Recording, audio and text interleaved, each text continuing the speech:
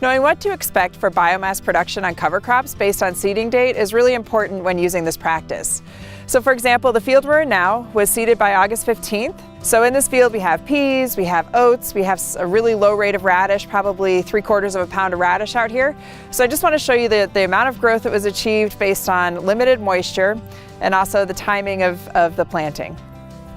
The important thing to consider when selecting cover crop mixes and planting date is what do you include in that mix. And so as you get later in the date after August 15th, you're going to start dropping things like radish from the mix, and you're going to certainly not see peas later in the season. And you may switch your oat cover crop to something like barley or cereal rye. And so there are multiple options based on when you can get in the field to get the cover crop planted to have the best success.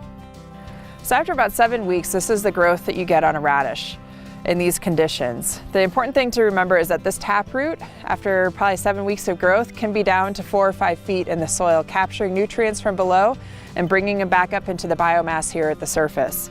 The other important thing to see on this too is that the fine roots that go off of the radish are actually forming aggregates in this soil, and they're promoting aggregation to build better structure. Aggregation helps with trafficability in the field by creating a base that can hold up equipment. If we take a look at the roots on the oat and peas in this mix, you can see that there's some decent fibrous roots that have grown underneath the oats, and then also the peas have nodulated, and then they are fixing nitrogen. Typically you need about 60 days or so to actually see the benefits of the nitrogen fixation on peas.